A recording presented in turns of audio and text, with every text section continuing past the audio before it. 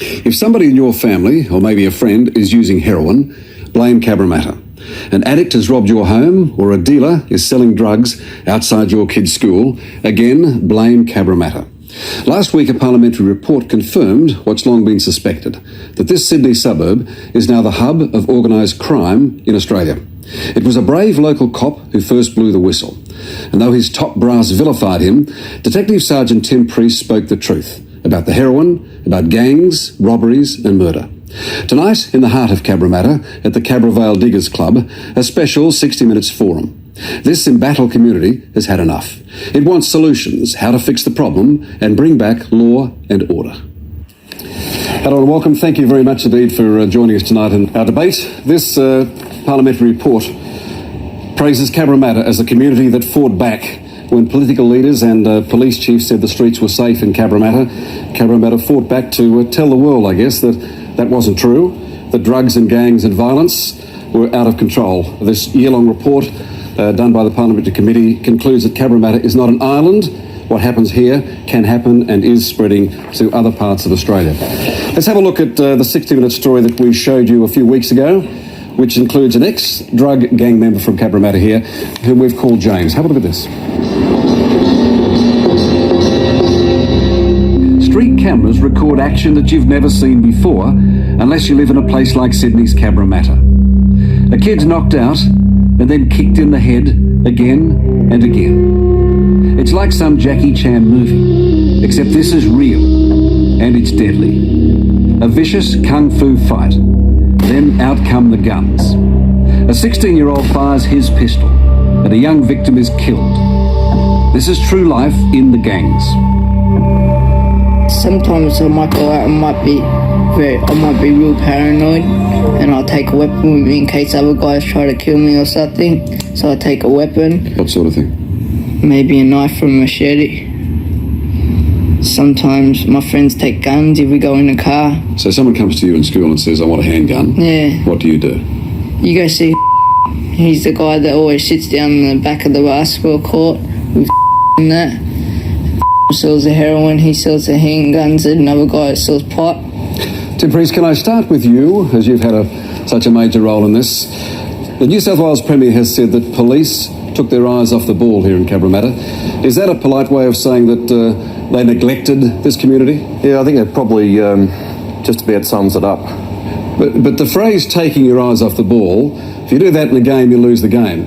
What you've suggested is that we're in danger of losing the war. Well, that's right, very much so, and I think we're in a unique situation now that we've gone this far that there is a chance for real change to take place, and if we don't seize the moment, we really are going to lose the war. This is now or never. What Tim's saying is let's do one thing. Let's, as a community together, start thinking about solutions. Let's think how we can help the police to do something instead of telling them you're doing nothing.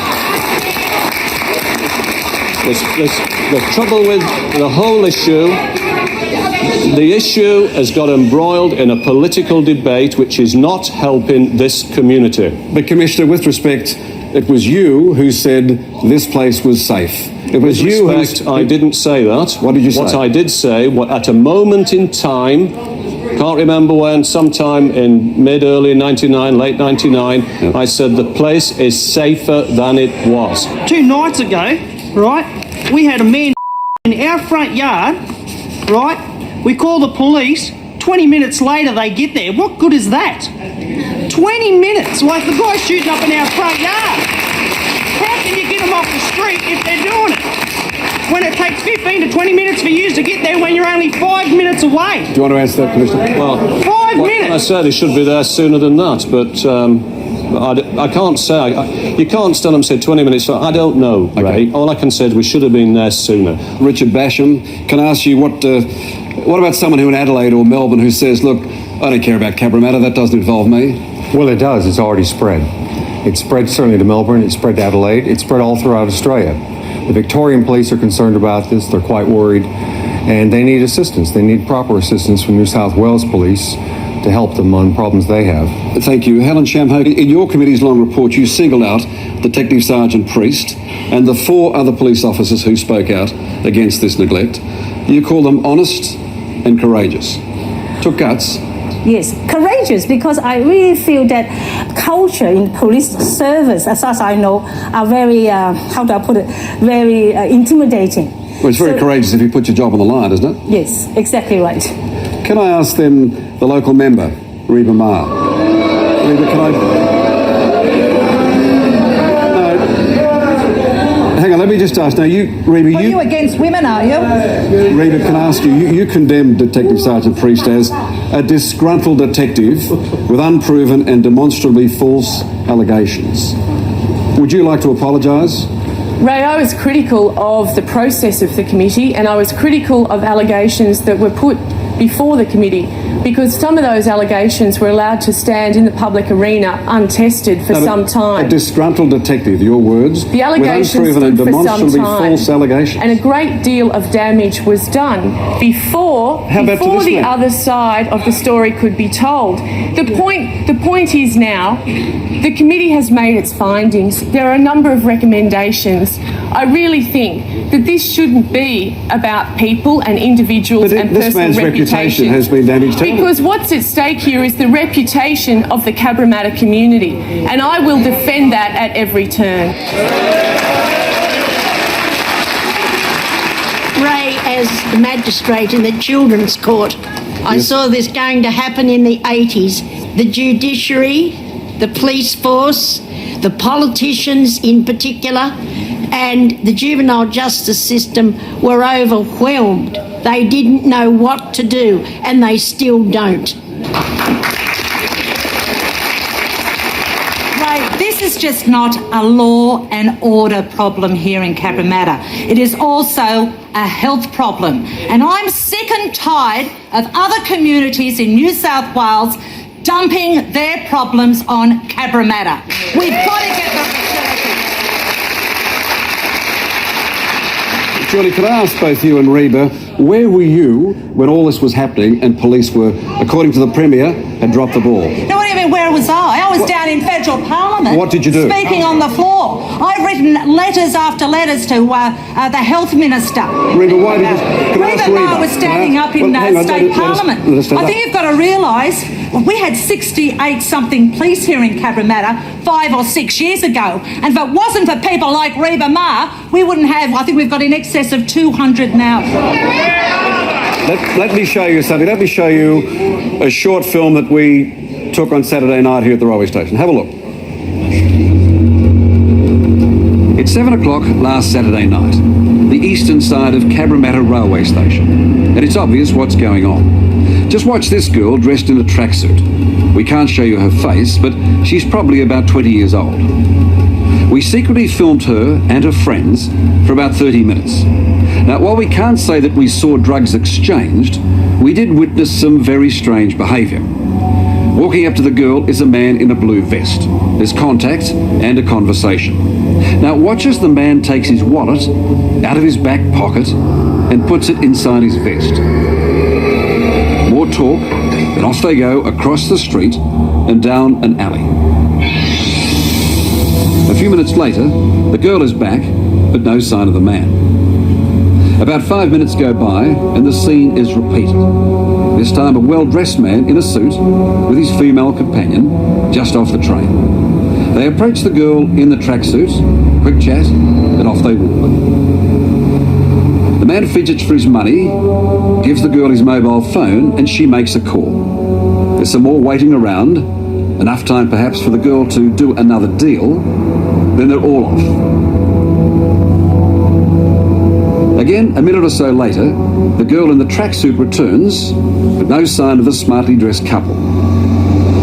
Coincidentally, on Monday morning, just before midday, we were again filming in the area. And who should we encounter? The girl in the tracksuit, back in the same position. Only this time, she also had a baby and a pram. Sadly, it would seem a perfect cover for her activities. Commissioner, you had a comment about that? My officers have told me that the woman with the pram was arrested on Monday night. Was she dealing drugs? And she was dealing in drugs. All right, is that just a bad night, or is that happening all the time in Cabramatta? I go to buy petrol in Cabramatta, which I don't do anymore, and people will approach me and stop me from going in to pay because they want me to buy drugs, and I haven't done anything to them. I can't even buy petrol in Cabramatta without being harassed. And one thing that strikes me about living in Cabramatta, I've lived in Cabramatta since I was 4, but I seem to have less freedom than my friends who live in the eastern suburbs, who live on the North Shore. Well, go back there. I'm not from there. I live in Cabramatta and I have since I was 4. I cannot go for a power walk after dark because not only am I scared of tripping over dead bodies and breaking my leg, I'm scared. Have things improved for you, ma'am, in the last 6 or 8 months? I can't see that they've improved. I get drug deals outside my front yard. I get syringes in the gutter. If I try and approach these people who are selling drugs, I feel that my life Where have you been? What have you done? So I don't see that things have improved, no, Ray. I don't. Constable Richard McDonald, on the 31st of May last year, I approached Internal Affairs and I made allegations of police inaction and neglect. Were you here? No, I was at Redfern. Right. The allegation was not to patrol certain areas for fear of getting complaints, not to arrest people for fear of getting complaints. If you don't believe me, it's here. Stop blaming the frontline police. It's not the frontline police. What management does, they tie your hands together, they tie your feet together, and they say, get out there and lock them up. It can't be done. We've got an inadequate police complaint system. Police are fearful of arresting offenders for getting complaints. It's got to change now. Everyone here is a victim of the New South Wales Police Service management. I can get into more trouble by stealing a packet of Weet-Bix out of Woolworths than what I can by selling somebody in this room drugs. Forget the pusher and forget the addict. Get stuck into the pusher and sentence him the way he should be sentenced. Okay, thank you. I just wanted... no, hang on. I'd like to talk to David Pevithy about... David from the Daily Telegraph wrote this story about horror stories. You're talking about our children. A Year 8 student fails at school because he's home guarding his parents' property. A primary school class tells of addicts with, quote, purple lips and stuff coming out of their mouths. Now, David, you wrote this. Were you as shocked as the rest of us? Reading the report, the thing that jumped out first at me was that a group of Year 6 kids said that they couldn't use a public playground near their homes because, as the report says, there were people lying there, their lips going purple with stuff coming out of their mouths. But at the end of the day, it's about a suburb which is a part of Australia where these sorts of things have been allowed to happen. Now, Ross Treveau represents the businessmen and women of Cabramatta. Just have a look at this. We do have a problem, and it's the drug dealing and the crime and the gangs associated with those criminal enterprises. If we can just knock these things on the head and move forward, the place would be unbelievably good. Ross Treveau owns the Cabramatta pub. He runs the local youth club and he's the head of the Chamber of Commerce. Hello. Good. He loves Cabramatta, but he hates what's happening here. He's not prepared to sit around and let it get worse. So, bravely or foolishly, he's making himself a target for those who want nothing to change. So there's 2 more dealers on the street over there. Of course, there is times when it all starts to become a bit much, when a whole lot of threats are being issued and there's innuendo and such. But there is a chance of a solution here. There's a chance of achieving something for the community, and that has to take precedence. Ross Treveau accepts that Cabramatta's name is being blackened, but he says this publicity is the only way that politicians will change things. He took us to nearby Avonlea Street in Canley Heights, an example, he says, of how the police seem to have ignored the shocking crime statistics. It's a small street, less than 40 houses. Now, the residents here reported 85 burglaries in less than a 6-month period. Now, the police at the time said that there was less than 9 reports. Now, what's gone wrong? What's happened in a community where people are living in fear of becoming victims of crime? And things are no better for Ross. His home has been a target for the robbers too. Even I've been broken into 3 times in the last month. I contacted the police the first time, got virtually no response. The last 2 times I've been broken into, I didn't bother. I fixed it up myself, I spent $10,000, heavy bars in the windows, roller shutters for security, burglar alarm as well. It's getting ridiculous. I'm living in a cage.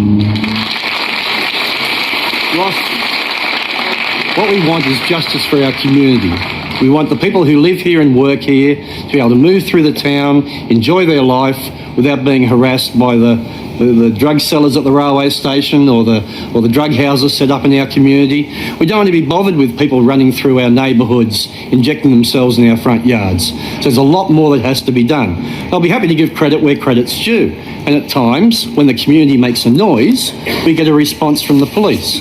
But we don't want this to turn around to a situation where in 6 months' time, we have to get up and yell again to try and get some justice for our community.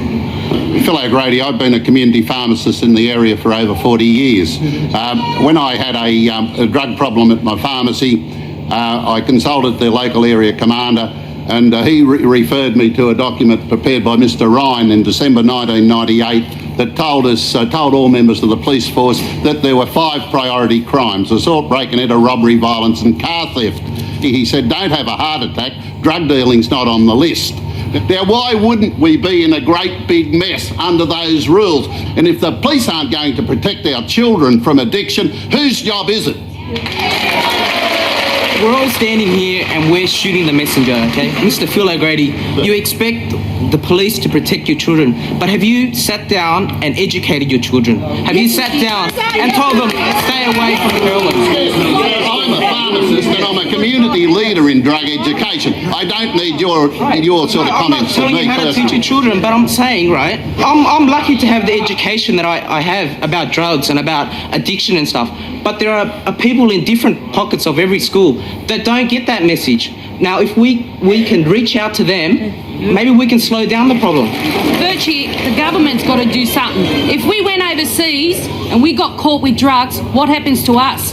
We probably get the death penalty. Why should it happen in Australia? Everyone comes here for a new life, a better life. Not this. Not this. Kerry Chikarovsky, can I ask you to contribute to this? What's the answer? What do we do with the problem? This is not just a problem that's happening in Cabramatta. This is not just a problem which is confined to a small part of Sydney. It is happening in other communities, and what we need to know from the police, is that they are actually going to ensure that the strategies that they've started to use in Cabramatta will be used across the board. We need to know that every community which is facing up to a problem now with street dealing happening in that community knows that that's going to be the police response. We are enforcing the law in relation to drugs. There is no soft option with drugs. I have never said, and this is a problem with these political debates, I have never said I am complacent or I think this place is okay. I've never said that this evening.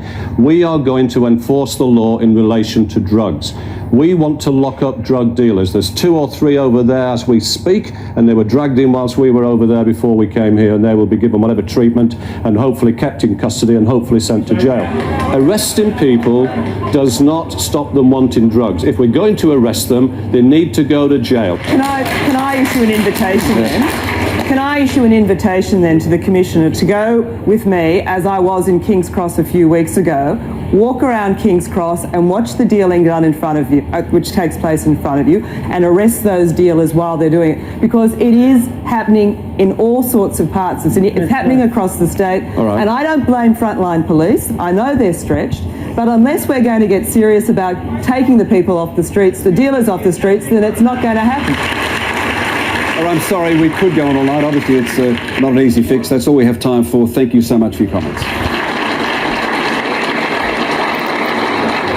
Now, what really shocked me, after the meeting, 5 people came up, and quite independent of each other, said that they had wanted to speak out about the drugs and the gangs in Cabramatta, but they were too frightened of the repercussions. We found out later a well-known Cabramatta gang leader was spotted at the back of the hall taking notes. Now, I can't believe that in Australia today, any of us should be living like this, too scared to speak out and tell the truth.